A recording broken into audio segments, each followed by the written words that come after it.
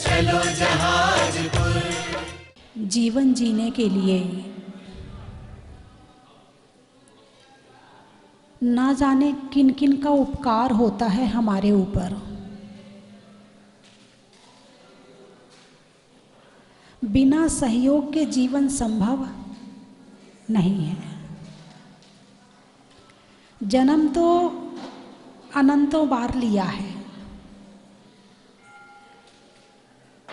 जो ये जन्म है, इसके पहले हम कर क्या रहे थे? जन्म मरण, मरण जन्म, जन्म मरण, मरण जन्म, हम यही कर रहे थे। लेकिन देव शास्त्र गुरु की भक्ति से, उनकी कृपा से, धर्म के प्रभाव से ये मनुष्य शरीर प्राप्त हुआ। मनुष्य शरीर में आने का जो साधन है वो हमारे माता पिता हैं। जब जीव गर्भ में आता है, पूरा परिवार प्रसन्न हो जाता है। अभी जीव का जन्म नहीं हुआ, अभी गर्भ में आया है, पूरा परिवार प्रसन्न हो जाता है। और उन दिनों उस माँ को विशेष संरक्षण दिया जाता है। हर कोई कहता इनसे ऐसा मत करवाना, ये काम मत करवाना, आराम करने दो, ये करने दो। विशेष उनकी सेवा की जाती है। जब भगवान की माता गर्भवती होती है तो उनकी सेवा करने के लिए स्वर्ग की देवियां आती हैं। माँ जब चलती है तो एक एक कदम देख के चलती है। वैसे चलती है तो आराम से चल रही, नॉर्मल में कोई दिक्कत नहीं। लेकिन यदि गर्भ अवस्था होती है तो माँ का चलना, माँ का सोचना, माँ का खाना, माँ की हर क्रिया वो अपने अनुसार नहीं करती है। मैं एक माँ की बात नहीं करी, जितनी माताएं बच्चों को जन्म देती हैं सभी माताओं का यही हाल होता है। और उन 9 महीनों में अभी बच्चा का जन्म नहीं हुआ है, लेकिन माँ का मोह उस जीव से हो गया है, माँ का प्रेम उस जीव से हो गया है। और उस माँ का वही प्रेम उसकी रक्षा कराता है, उसकी सेवा कराता है। फिर जन्म होता है, जैसा बताया था, पूरे घर में प्रसन्नता छा जाती है, सब खुश हो जाते हैं, धीरे धीरे विकास होता है। यदि देखा जाए तो सबसे कमजोर बच्चा मनुष्य का होता है। गाय का बच्चा पैदा हुआ, चलने लगा। चिड़िया का बच्चा वो भी बहुत कुछ सहन कर लेता है, उसकी माँ उसका पालन पोषण कर लेती है। भैंस का बच्चा, सभी जन्म लेते हैं, जन्म लेने में सब जन्म ले रहे हैं, लेकिन मनुष्य का बच्चा सबसे कमजोर होता है। अपने आप ना खा सकता है, ना चल सकता है, ना पी सकता है, ना अपनी दुख दर्द बता सकता है, कुछ नहीं कर सकता है। तब माँ, उसके परिवार वाले उस बच्चे को तेल लगाते हैं, उसके शरीर में ताकत डालते हैं, उसे प्यार से पुचकारते हैं, खिलाते हैं, नहलाते हैं, धुलाते हैं, कितनी सेवा करते हैं। और उसके बाद फिर उस बच्चे का जैसे जैसे बड़ा होता है, फिर शिक्षा के लिए उसकी तैयारी करते हैं। अब शरीर थोड़ा बड़ा हो गया है, मस्तिष्क भी थोड़ा सा ठीक हो गया है, चल बेटे अब पाठशाला जाओ, अब स्कूल जाओ। अभी तक तुम्हारे शरीर की सेवा हो रही थी, अब तुम्हारी शिक्षा के साथ में तुम्हारे ज्ञान की सेवा होगी। तो बचपन में पाठशाला भी माँ भेजती है, जाओ टाइम हो गया है, जाओ पढ़ने के लिए जाओ। ऐसे धीरे धीरे करके माँ अपने बच्चों को संस्कारित करती है। उस बचपन में ही सिखा दिया जाता है पाठशाला में नमोकार मंत्र, चत्तारी मंगलम, और जितने भी 7 तत्व, 9 पदार्थ, 6 द्रव्य, धीरे धीरे धीरे करके शिक्षा प्राप्त होती है, स्कूल की शिक्षा प्राप्त होती है, पाठशाला की शिक्षा प्राप्त होती है। लेकिन जो माँ संस्कारित होती है वो ही अपने बच्चे को पाठशाला भेजती है।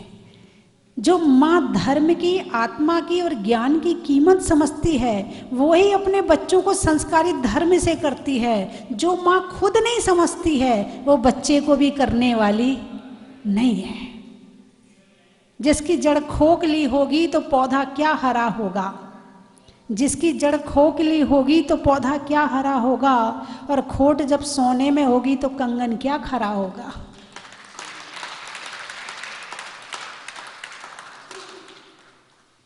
वही माता पिता अपने बच्चों को भेज सकते हैं जिन माता पिता को धर्म की कीमत का ज्ञान होता है।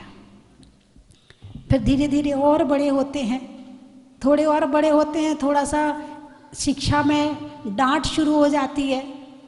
जो माँ की डांट और पिता के अनुशासन के अंदर रह लेता है उसका जीवन निखर जाता है, और जो माँ की डांट और पिता के अनुशासन से बाहर निकल जाता है उसका जीवन बिखर जाता है।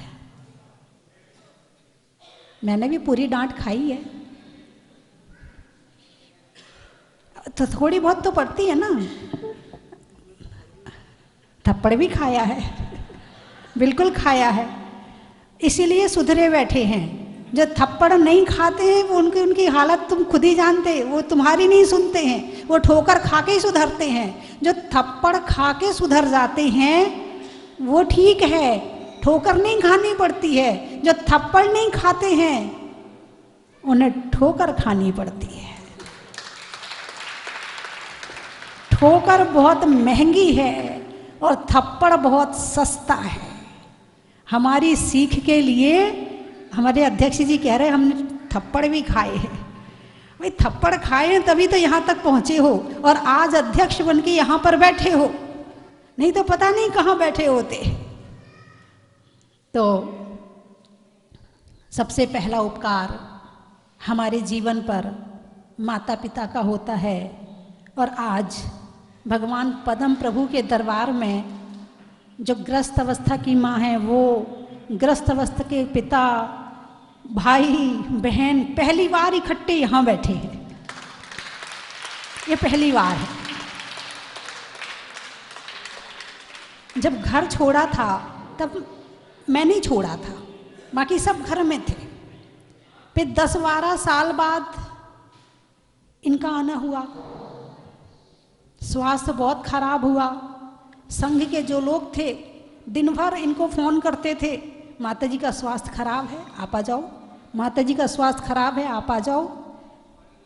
और जब स्वास्थ्य खराब हुआ तो सेवा करने के लिए आई, फिर आई तो अपना स्वास्थ्य ठीक कर लिया, यानी दीक्षा ले ली। अब पिता ने सोचा तो वहाँ आचार्य विमत सागर जी महाराज आए, तो वो बोले अरे मोतीलाल जी कहाँ घर में पड़े हो, तुम्हारी बेटी चली गई, तुम्हारी पत्नी चली गई, तुम कहाँ पड़े हो, चलो मेरे साथ। आचार्य विमत सागर जी महाराज आपको अपने संघ में ले गए और आपको वहाँ दीक्षा दी। तो इस तरह से। और मैं एक बात और बताना चाहूँगी कि जो इन्होंने मुझे भोजन कराया है, जो ग्रस्त अवस्था में रह के घर में जो मैंने पालन पोषण जो मेरे लिए हुआ है 100% ईमानदारी की कमाई से हुआ है।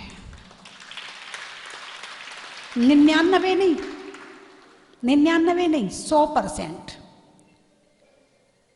मतलब ऐसा जब मैंने इस बात को समझना शुरू किया, पहले तो नहीं समझ में आता था, लेकिन जब समझ आई तब पता चला कि पालन पोषण कैसे हुआ है। तो बंधुओं, जन्म तो अनंत बार लिया है, लेकिन ऐसा जन्म जिससे जन्म पर विजय प्राप्त कर सकें, शायद मुझे तो ऐसा लगता है कि भगवान को सेवा करवानी थी ना, उधर मुनि सूरतनाथ भगवान को, इधर पद्म प्रभु भगवान को। शिखर जी में दोनों की टोंक भी आजू बाजू है, पहले पद्म प्रभु भगवान की है फिर मुनि सूरतनाथ भगवान की। यहाँ भी जयपुर के पास में पद्म प्रभु भगवान है, फिर थोड़ी दूर पर मुनि सुव्रतनाथ भगवान है। तो भगवान, मैं तो ये कहती हूँ कि मन के भावों को सरल रखो, सबको क्षमा करते हुए चलो, स्वयं अपनी भावना ऐसी आत्म कल्याण की रखो कि मुझे मोक्ष के अलावा मेरा कोई दूसरा लक्ष्य नहीं है। मन में ऐसी भावना रखो और फिर अपने मार्ग पर आगे बढ़ते रहो, जो मिले उसके लिए अच्छी भावनाएं भाते रहो और बढ़ते चलो। हम तो ये कहेंगे कि भगवान ही आपके साथ रहेगा। अभी हेमंत जी ने बताया था, वास्तव में एक दिन के लिए आई थी, मैंने परसों भी बताया था। एक दिन का पूरा पक्का विचार था कि एक दिन से ज़्यादा पदमपुरा में नहीं रुकना है, बिल्कुल मतलब पक्के में भी पक्के वाला विचार था कि यहाँ से एक दिन रुक करके 1 महीना जयपुर रुकूंगी और वहाँ से मुरैना निकल जाऊंगी। चतुर्मास की तो कहीं सपने में बात थी नहीं, मगर भगवान ने जब ऐसे समय पे मुझे यहाँ बुलाया जब कोरोना का लॉकडाउन लगा था, है ना, तो 1.5 महीना तब हो गई। मुझे तो ऐसा लगता उसी समय चतुर्मास की भूमिका भी बन गई थी, मुझे नहीं पता था, लेकिन भविष्य के गर्भ में क्या क्या छुपा है, क्या क्या होना है और क्या क्या करना है। अपने भावों को शुभ रखो, सब बढ़िया होगा। अपने भावों को अच्छा बना के रखो, सब बढ़िया होगा। और बाकी छोटे मोटे कष्ट तो देखो सबके महापुरुषों के जीवन में आते हैं, कष्टों से क्या डरना है। महापुरुषों के जीवन में कष्ट आते, अपन तो छोटे मोटे प्राणी हैं। राम को जंगल जाना पड़ा है और श्रीपाल को सागर में गिरा दिया था, और सुदर्शन सेठ को सूली पे चढ़ाने के लिए ले गए थे, लेकिन चढ़े क्या? नहीं। श्रीपाल को समुद्र डुबा पाया क्या? नहीं। राम को उनका वनवास उन्हें दुखी कर पाया क्या? नहीं। बस धर्म साथ में होना चाहिए, आत्मा से धर्म करना चाहिए, बाकी सब चीज़ें बात की हैं। तो प्रवचन तो आप लोग सुनते ही रहते हो टीवी पर, प्रवचन का टाइम नहीं है आज। अब तो थोड़ा कलश वितरण भी होना है, पिच्छी भी देनी है। पिच्छी चाहिए ना आप लोगों को? किस किस को चाहिए पिच्छी? हाथ उठाना जरा। हाँ, अच्छे से पूरा हाथ उठाओ, अच्छे से, हाँ उठाओ अच्छे से। पीछे जिन जिन को चाहिए वो हाथ उठा ले। ठीक है, इन सब के नाम लिखो, मैं दीक्षा की डेट निकालती हूँ।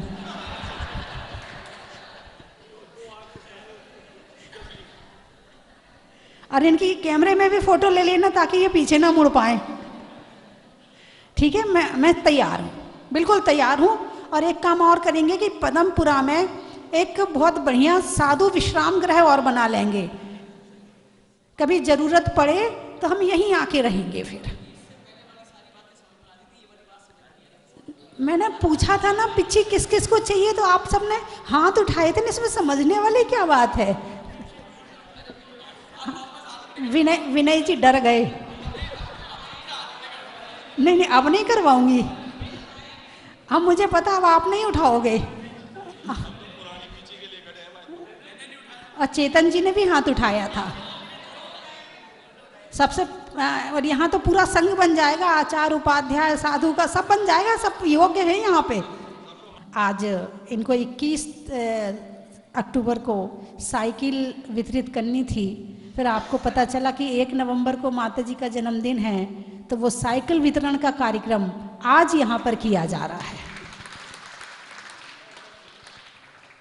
और आपके द्वारा 80% आपकी कमाई का जो हिस्सा है वो दान पुण्य में लगाया जाता है। लोग 5% नहीं निकाल पाते, 10% नहीं निकाल पाते हैं, आप 80% हिस्सा दान करते हैं। तो चतुर्मास समाप्त हो गया, पिच्छी परिवर्तन भी हो गया, और आज सबने अपने अपने भाव भी व्यक्त किए, और सबके बड़ा अच्छा लगा सुनकर के। कुछ लोग बोल पा रहे थे, कुछ लोग बोल नहीं पा रहे थे। भाव तो सबके हैं, ऐसा नहीं कि आप जिन्होंने नहीं बोला उनके अंदर भाव नहीं है। भाव तो उनके अंदर भी खूब हैं, लेकिन बस वो शब्द नहीं दे पा रहे अपने भावों को। और बाकी जिन्होंने शब्द दिए उनका पता चला कि उनके अंदर क्या भावना है। उनमें बहुत सी हमारी महिलाएं भी बड़ी अच्छी कार्य करने में सक्षम हैं, और कुछ महिलाएं तो कार्य करने में सक्षम हैं, वो घर गृहस्थी में ज़्यादा उलझी रहती हैं। कुछ महिलाएं तो मैंने ऐसी देखी हैं, जैसी हमारी पुष्पा जी, मधु जी, यदि हाँ ये 2 4 5 महिलाएं आ जाएं, हमारी अध्यक्ष जी की पत्नी, बिलाला जी की पत्नी, विनय जी की पत्नी, और आलोक जी की पत्नी, हमारी हेमा जी और चेतन जी की पत्नी भी बढ़िया काम कर सकती हैं, लेकिन ये सब पता नहीं क्यों नहीं निकल के आ रही हैं। अब मैं चाहूँगी कि ये अपना एक ग्रुप बनाएं, आज ही बनाएं, और आप किस तरह से आगे कार्य सामाजिक सेवा कर सकते हैं आप वैसे कार्य करें। आपके पतिदेव तो कर ही रहे हैं, आप क्यों पीछे रहती हो, आप भी करो। और हमारी पुष्पा जी जो है ना, इनका दिमाग तो बिल्कुल बिल्कुल ऐसा करेक्ट चलता है, बिल्कुल बिल्कुल मौके पे जहाँ हथौड़ी जितनी चोट मारनी है ना उतनी जरूर मारती हैं। मारने का मतलब जो बात जहाँ बोलनी है ना बिल्कुल बोलती हैं। बड़ा मुश्किल का काम है, क्योंकि वकील जो है ना दिल से नहीं जीते हैं, दिमाग से जीते हैं। इनके पास तर्क होते हैं, इनके पास बुद्धि होती है, ये कहाँ से कहाँ क्या निकालने रास्ता पता नहीं चलता है।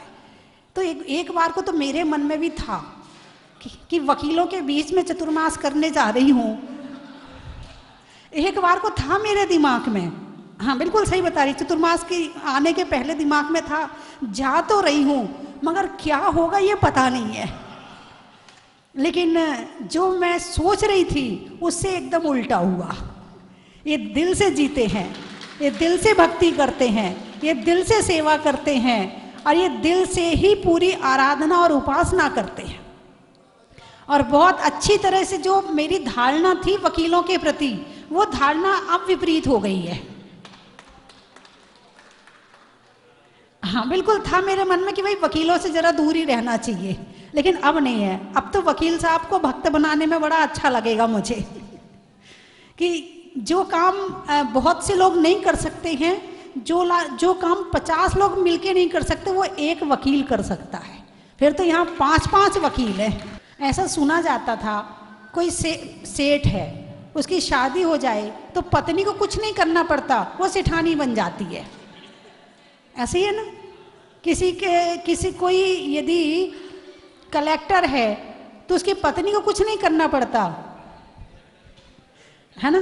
और ऐसा सुना था कि कोई वकील है तो उसकी पत्नी को कुछ नहीं करना पड़ता, उसकी पत्नी, लेकिन यहाँ तो वास्तव में वकील हैं वो। तो बड़ा अच्छा लगा इस चतुर्मास में, खूब आपने सेवा करी, भक्ति करी। सुधीर जी, हेमंत जी, सुनील जी, सुबोध जी हैं, नरेश जी, और क्या राकेश जी, रमेश जी, बिलाला जी, दीपक जी, भूपेंद्र जी वहीं से बैठ के भक्ति करते थे। चतुर्मास के शुरुआत में स्थापना करवाने आए थे और ऐसा काम किया कि चतुर्मास चलता रहा, और फिर अब निष्ठापन करवाने आ गए। पूरा चतुर्मास आपने तो कलश रखा था, तो चतुर्मास आपका ही चल रहा था, इनकी प्रभावना चल रही थी। विनय कुमार जी सौगानी जो हैं तो बड़े छोटे से, लेकिन ये छोटे नहीं हैं, ये कद से छोटे हैं, ये मन से छोटे नहीं है। अच्छा चेहरे से नहीं, चेहरे वाले तो कोई दिक्कत नहीं, अंदर से नहीं होने चाहिए, आप अंदर से साफ हैं। इसी तरह से हमारे अजय जी,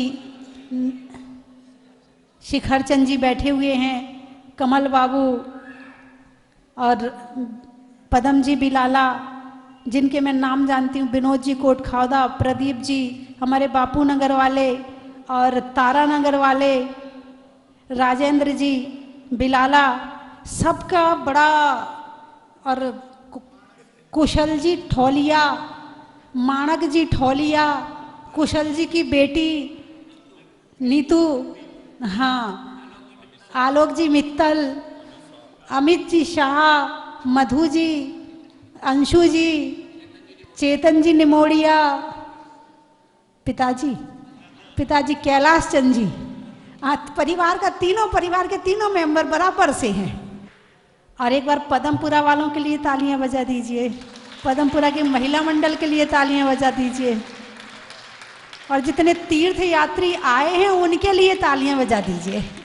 तुलसी महकने वाली हो, जिस नगरी में भी तुम जाती, उस नगरी में खुशहाली हो।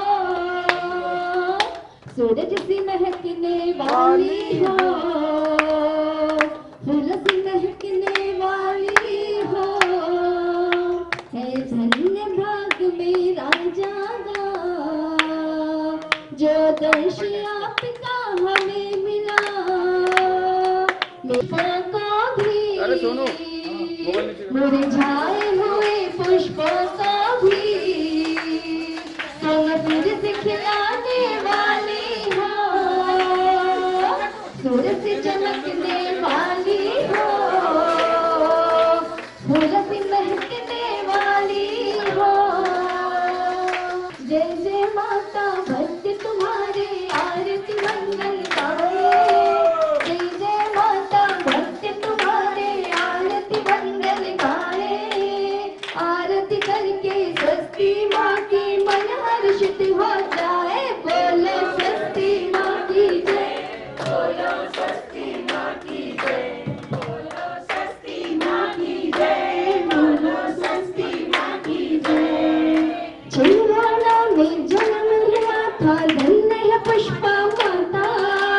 छिंदवाड़ा में जन्म हुआ था धन्य है पुष्पा माता।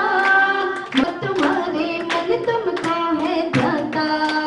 भोजन मिलकर मंगल गाए,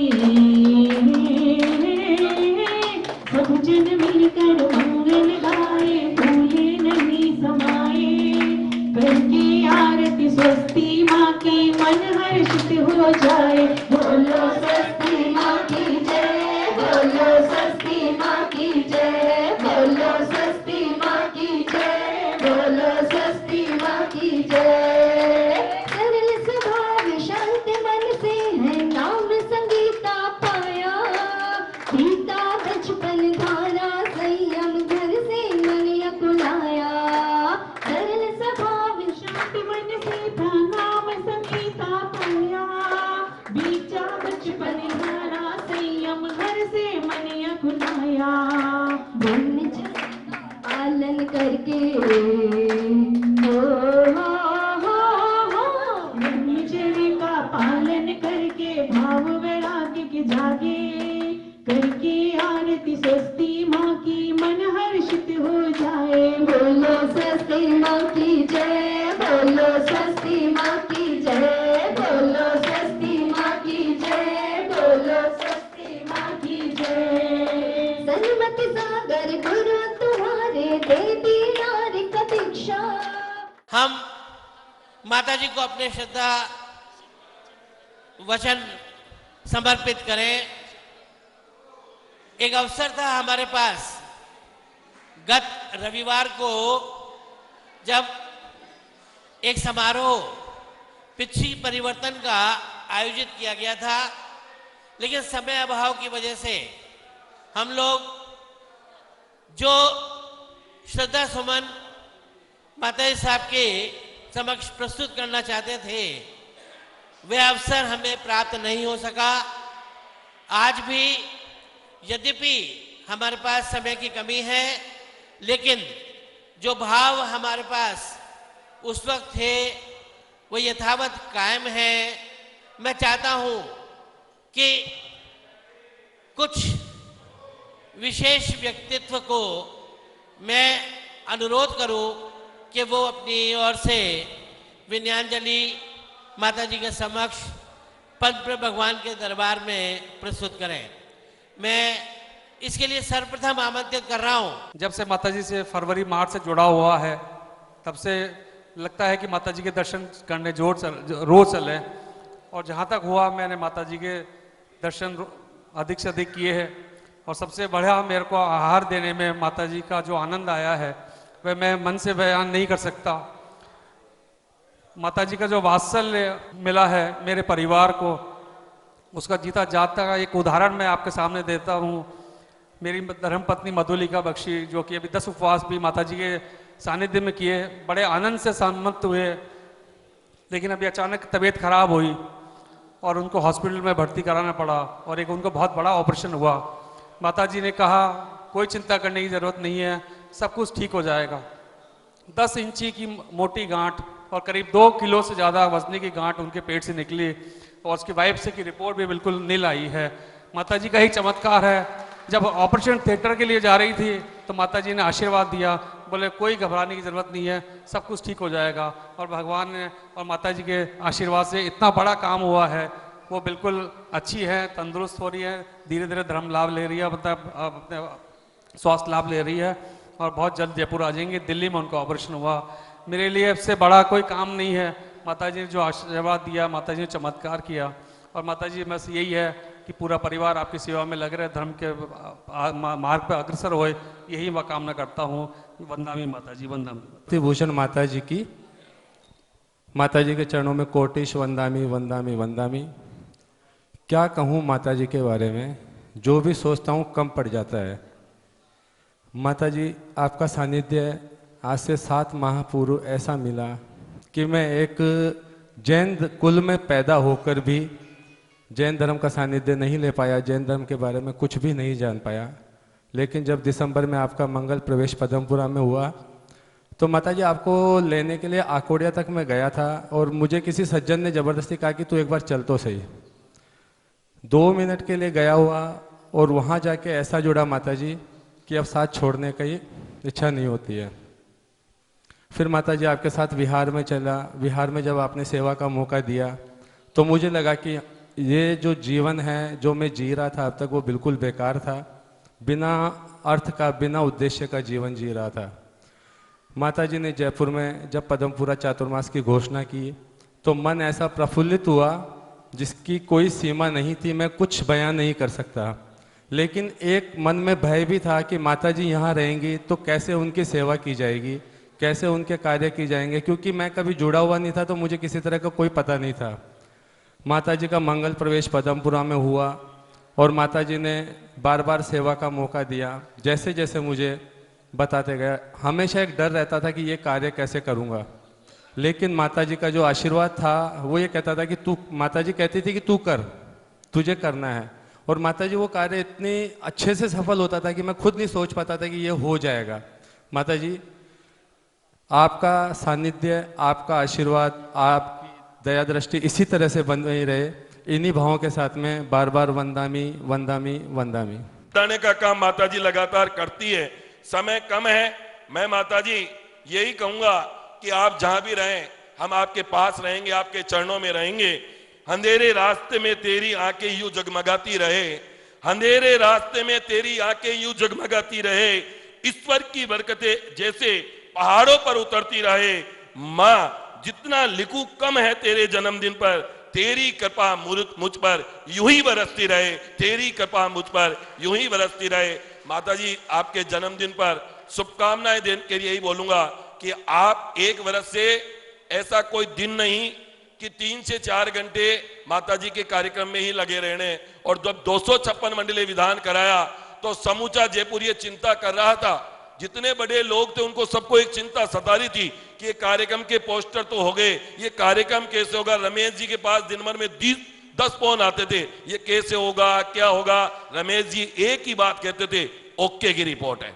मैं रमेश जी को जितनी बार काम के लिए बोला, इन्होंने एक ही कहा कि ओके की रिपोर्ट है। और इस परिवार का ये गुलाबी नगरी, मैं कहता हूं जितनी बार धन्यवाद दे उतनी बार कम है। अगर पूज्य गुरु मां के शरण इस राजस्थान की राजधानी में पड़े हैं तो ये ठोलिया परिवार ही सबसे अग्रिम था। और हमारे दीपक जी बिलाला, आलोक जी मित्तल, दीपक जी बोरा, विवेक जी सेठी और तमाम लोगों की जो टीम बनी, उसमें कहना ही क्या, सुबोध जी चांदवाड़ आए, बोले मेरी गोलियां बंद हो गई, कोई क्या कहने लगा। और पद्मपुरा के 4 माह के चतुर्मास में आदरणीय सुधीर जी और हेमंत जी भाई साहब से जितना सीखने को मिला उसको मैं कभी नहीं भुला सकता। अगर जाने अनजाने में मेरे द्वारा आपको किसी भी प्रकार की कोई ठेस पहुंची हो तो मैं माफी चाहता हूं, क्योंकि माताजी का 3 नवंबर को यहां से बिहार भी है और ये चतुर्मास भी पूर्ण हो चुका है। आज कलश वितरण का भी कार्यक्रम है और नेताजी आने के बाद तो बाहर ही अलग आ गई। महेश जी काला आए तो मोड़ लग गई। ये टीम यूं बनती गई। अब माताजी का मन भी नहीं करता कि जयपुर छोड़ के जाऊं। देखो माताजी धीरे धीरे बापत भट्टार जी की नशा में जा रही है। और मैं कह रहा था माताजी आपको बात बताऊं, आपके भगत ऐसे हैं कि विवेक जी सेठी ने 5 और 6 तारीख का संपूर्ण भोजन भट्टारक जी की नशा में आपके आगमन के लिए वहां बोल दिया है कि माताजी आएगी तो भोजन भी मेरी तरफ से है। तो आपके भक्तों की बहुत वो है। माताजी मैं एक लाइन बोल के बात खत्म करूंगा। मैंने माताजी को बोला माताजी मुरैना तो चलना है ना। माताजी क्यों?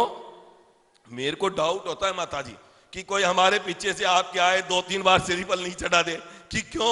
अगर 3 बार श्रीफल चढ़ा दिया, आपने हाथ ऐसे कर दिया और आशीर्वाद दे दिया तो जयपुर में चक्कर वापस चालू ना हो जाए। इतनी सीधी, इतनी सौम्य, इतनी सरल, वास्तव में जो बिना बोले सारे कार्य करती है, ऐसी माताजी को मैं बदनामी करता हूं, अपनी बात को विराम देता हूं और पुनः आपके चरणों में मेरे मन भचकाई से बारंबार वंदन वंदन वंदन। पहली बार इस मंदिर में आया हूँ और मेरे को बहुत ही शांति प्राप्त हुई है आज आकर। और मेरे पूरे परिवार सतीश नंदलाल जैन की ओर से आज माताजी का जन्मदिन है, उसके लिए बधाई। नमोस्तु माताजी, नमोस्तु माताजी, नमोस्तु वंदामे माताजी। हमारे सारे परिवार को शांति धारा करने का सौभाग्य प्राप्त हुआ। आज शांति धारा करके यहाँ पे हमारा सबका मन बहुत गदगद हो गया। जितने भी दर्शक आज पारस चैनल के माध्यम से ये देख रहे हैं, उन सबसे मेरा निवेदन है कि एक बार जहाजपुर में मुनि सूरतनाथ भगवान के दर्शन करने जरूर पधारे, जरूर पधारे, जरूर पधारे। 1 नवंबर स्वस्ति भूषण माताजी के अवतरण दिवस पर मेरे पूरे परिवार श्रीमान सोहनलाल जी, राजकुमार जी, अनिल कुमार जी, सुनील कुमार जी, मुकेश कुमार जी बाकलीवाल के परिवार की तरफ से माताजी के अवतरण दिवस की खूब खूब बधाई। नमोस्तु।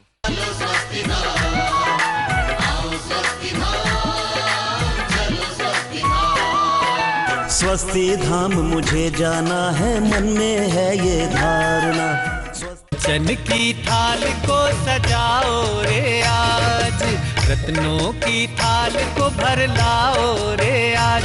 आओ आओ करे रे गुणगान आरती भगवन की। आओ आओ करे गुणगान आरती भगवन की। आओ आओ करे रे गुणगान आरती भगवन की।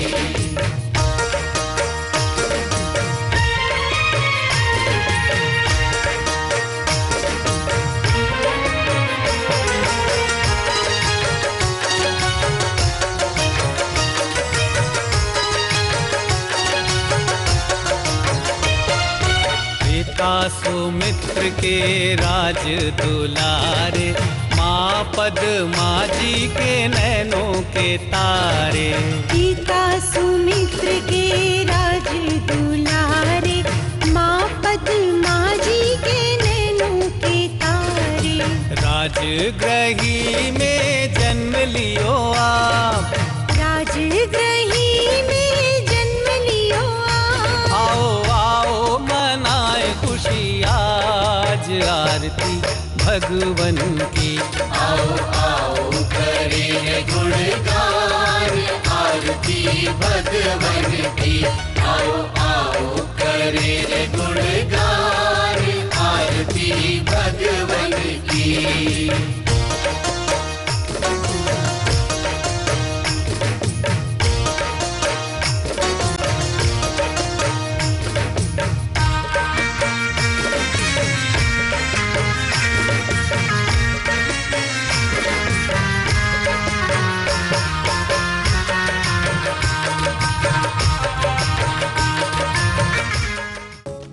परम विदुषी लेखिका गणिनी आरिका रत्न श्री 105 स्वस्ति भूषण माताजी, जिन्होंने मात्र 20 वर्ष में 100 से भी अधिक किताबें लिखकर जैन समाज को अनूठा योगदान दिया है। बड़े बड़े विधान जैसे कल्पद्रुम महामंडल विधान, सिद्ध चक्र महामंडल विधान, इंद्रध्वज महामंडल विधान, एवं विशेष जनपद, पूजांजलि आदि महत्वपूर्ण साहित्य बहुत ही सरल व सुबोध शैली में लिखे हैं, जिसमें गद्य एवं पद्य साहित्य भी समाहित है। इन महान साहित्यों को पढ़कर आप भी अपने ज्ञान का विकास कर सकते हैं। साहित्य प्राप्त करने हेतु आज ही संपर्क करें। संपर्क सूत्र 7906062500 9868345768।